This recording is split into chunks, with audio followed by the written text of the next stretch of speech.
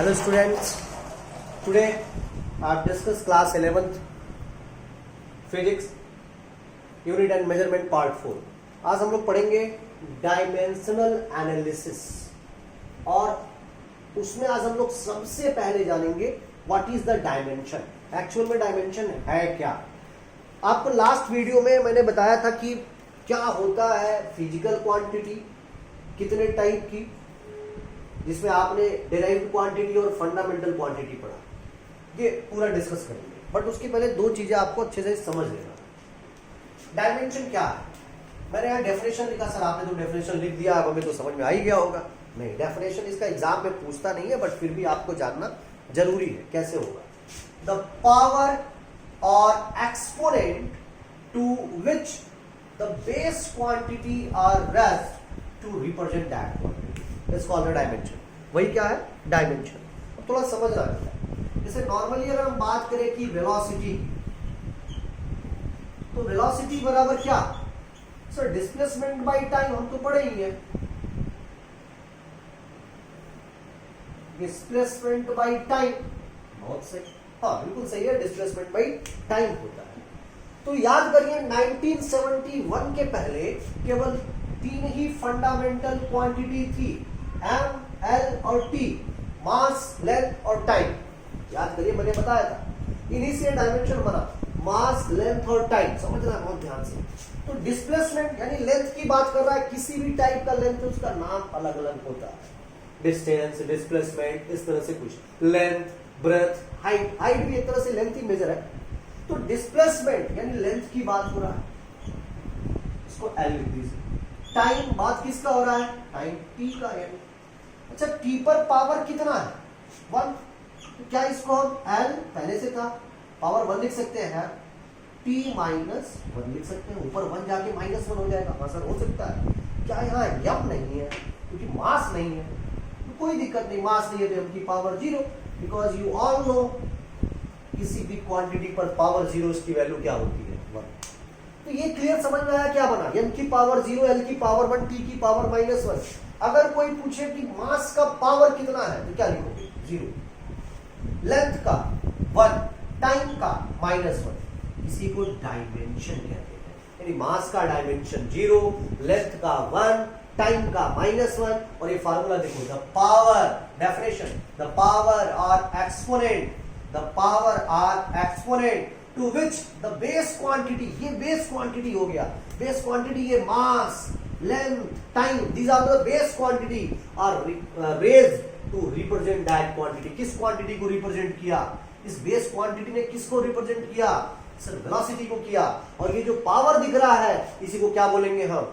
Dimension बोलेंगे। और ये जो इक्वेशन बन गया इसको हम डायमेंशनल फार्मूला बोलेंगे। क्या बोलेंगे? डायमेंशनल फार्मूला बोलेंगे। और इसी को अगर ऐसे इसी के इक्वल लिख दिया जाए, ये टर्म, ये पूरा डायमेंशन इक्वेशन बन जाता है। तो समझ में आया ये 0 क्या है? मास का पावर, यानी मास का डायमेंशन 0 यहां पर किस में? वेलोसिटी में। वेलोसिटी में लेंथ का डायमेंशन 1, वेलोसिटी में टाइम का डायमेंशन -1। तो डायमेंशन फार्मूला क्या हुआ वेलोसिटी का? m power 0, l 1, t -1। तो नॉर्मली बहुत लोग इसको रटते नहीं है, सिर्फ lt -1 भी आप रट सकते हैं कि lt -1। समझ में आया? बिल्कुल, हाँ सर अच्छे से समझ में आ गया, बहुत अच्छे से, कि कोई इसमें डाउट नहीं होना चाहिए। तो डेफिनेशन भी समझ में आ रहा होगा, क्या डेफिनेशन था? ये डायमेंशनल फार्मूला, ये डायमेंशन, और ये पूरा यहां से अगर बन गया तो डायमेंशन इक्वेशन। चलिए कुछ क्वांटिटी का हम निकालते हैं डायमेंशन फार्मूला। बहुत ही आसान है, कुछ क्वांटिटी का डायमेंशन फार्मूला निकालेंगे। देखो कैसे। हम बात करते हैं एरिया। पहले तो एरिया का फार्मूला पता होना चाहिए, बिना फार्मूले के नहीं। सर एरिया का फार्मूला तो हमको पाई स्क्वायर पता है। किसी का नहीं सर मुझे तो 2πr पता है। किसी का नहीं सर मुझको तो पता है L/B होता है। तो आप किसी भी तरह का फार्मूला एरिया का लिखोगे, आएगा डायमेंशन एक जैसा। अब समझिए, लेंथ किसी भी तरह आपकी L ही आएगा, ब्रेथ किसी भी तरह आपकी L ही आएगा। L1 कितना? L की पावर 2। क्या यहाँ m है? नहीं है। तो क्या m की पावर 0 नहीं लिख सकते? क्या यहाँ t है? नहीं है। तो t की पावर भी 0 लिख सकते। ऐसी कोई जरूरी नहीं कि आप ऐसे याद करो, बस आप नॉर्मली यही याद रख लो, L²। और दूसरी चीज, डायमेंशन फार्मूला को हमेशा कैपिटल ब्रैकेट में जरूर लिखना। तो एरिया का dimension formula L square. Sir आपने ये नहीं बताया कि पाई एल स्क्वायर होगा तो कैसे निकालेंगे? क्या पाई का कोई यूनिट है? क्या पाई को माना गया उस फंडामेंटल में? नहीं। डिराइव्ड में नहीं, तो नहीं होगा। रेडियस तो किस में मेजर करते हैं? सर लेंथ से। लेंथ ही तो है रेडियस। हाँ सर, तो एक रेडियस की जगह यहाँ पर दो है, दो बार है, तो एल दो बार एल स्क्वायर आ गया। आप 2 पाई आर एच ले लो, 2 का होगा नहीं, कांस्टेंट है, पाई होगा नहीं, आर का तो होगा। हम सर लेंथ ही में आएगा, हाइट भी तो उसी तरह से आएगा, फिर एल स्क्वायर आ गया। तो किसी भी तरह से निकालेंगे आएगा, कंफर्म हुआ, याद कर लीजिए इसको, बहुत अच्छा। चलिए अब हम बात करते हैं वॉल्यूम का। वॉल्यूम का भी अलग अलग तरीके से बहुत लोग याद करते हैं। नॉर्मल याद कर लो, लेंथ ब्रेथ हाइट, याद कर लेना बेटा इसको। लेंथ का एल, ब्रेथ का एल, हाइट का एल, क्योंकि सबको तो आप डिस्टेंस ही मीटर में तो मेजर कर रहे हैं, मीटर सेंटीमीटर जिसमें भी एल एल एल 3 टाइप क्या बन गया? L cube. m पावर 0 ऐसे भी लिख सकते हैं आप चाहे तो t पावर 0, पर नॉर्मली याद रखो वॉल्यूम का क्या होता है, एरिया का क्या होता है स्क्वायर। चलिए हम आगे एक और, वेलोसिटी का एल टी माइनस 1। अब हम बात करते हैं डेंसिटी का। डेंसिटी, डेंसिटी का फार्मूला पहले बता रहा है, बिना फार्मूले के नहीं। अच्छा इसका यूजेस भी पढ़ेंगे कि डायमेंशन का यूज क्या है, क्या बहुत इंपॉर्टेंट इसका यूज है। इसकी यूज से तो पूरी फिजिक्स टिकी हुई है।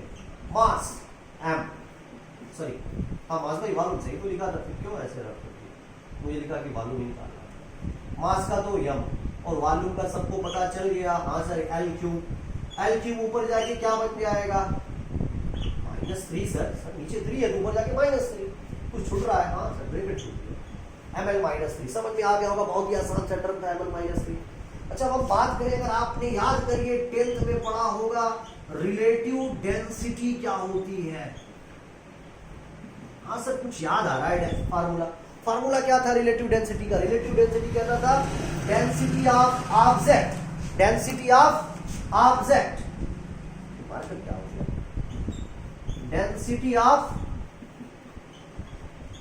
Object upon density of water. याद आ रहा होगा? जी सर याद तो आ गया। तो किसी भी टाइप की डेंसिटी हो, चाहे वो ऑब्जेक्ट की डेंसिटी निकालना है, वाटर की डेंसिटी, बात तो बराबर है। तो अगर हम डेंसिटी ऑफ ऑब्जेक्ट देखें तो ml -3, डेंसिटी ऑफ वाटर देखें अभी भी ml -3, कट गया सर, ये तो कुछ भी नहीं दिख रहा है डायमेंशन। हाँ सर याद आया, आपने तो बताया था कि रिलेटिव डेंसिटी 10th में ही बताया था, इसकी कोई यूनिट नहीं होती है। बिल्कुल बिल्कुल सही। यानी यहां से कंक्लूजन ये निकला कि जिसका यूनिट नहीं है, जिसका कोई यूनिट नहीं है, उसका डायमेंशन फार्मूला नहीं। लेकिन क्या यह हर जगह सही है? ये कोई जरूरी नहीं है, आगे अभी और चेक करके देखेंगे। लेकिन एक चीज तो क्लियर हुआ कि चलो इसका यूनिट नहीं था इसलिए डायमेंशन फार्मूला नहीं मिल पाया। तो कांस्टेंट का भी हमें डायमेंशन, जैसे 2 क्या था? कांस्टेंट था। पाई क्या है? कांस्टेंट है, डायमेंशन फार्मूला नहीं है। रिलेटिव डेंसिटी यूनिट ही नहीं है, डायमेंशन फार्मूला नहीं है। तो आगे चेक करेंगे अभी कुछ और का। यहां तक तो सबको समझ में आया, रिलेटिव डेंसिटी का यूनिट नहीं होता इसलिए डायमेंशन फार्मूला नहीं मिला। चलिए आगे अब हम बात करते हैं फोर्स का। फोर्स से पहले एक्सीलरेशन की बात कर लेते हैं। एक्सीलरेशन बराबर rate change of velocity, velocity by time, rate change of velocity. तो वेलोसिटी का सर हम लोग सबसे पहले निकाले थे, याद हो गया lt -1। तो टाइम का तो एकदम याद है सर, पहले दिन से याद है सर। t पावर 1 ऊपर जाके -1, सर पहले से -1 था। ये तो हम लोग अलजेब्रा तो बहुत दिन से पढ़ते चले आ रहे हैं। -1 और -1 शायद -2 हो जाएगा, बिल्कुल सही है lt -2 एक्सेलरेशन का। अब फोर्स की बात करते हैं। फोर्स बराबर सर ये हम लोग बताएंगे फार्मूला, बिल्कुल बताएंगे, F बराबर m। इतनी बार के पढ़ते चले आ रहे हैं, F बराबर m, F बराबर m, मास का m, एक्सेलरेशन का lt -2 क्या बन गया? सर एक साथ लिख दे। हाँ एक साथ लिख दो भाई, बिल्कुल।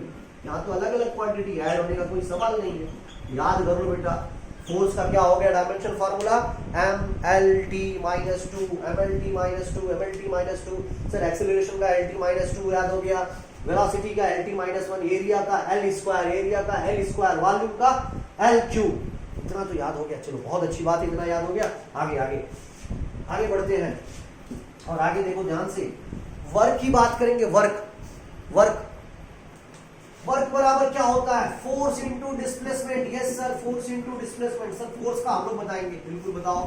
M L T minus two. Sir तो आप तो बहुत तेजी से बढ़ रहे हैं, कोई बात नहीं, धीरे धीरे आते हैं। चलो डिस्प्लेसमेंट का एल। सर यहाँ भी एक एल, यहाँ भी एक एल। बेस अगर इक्वल है तो पावर क्या होता है, ऐड हो जाता है।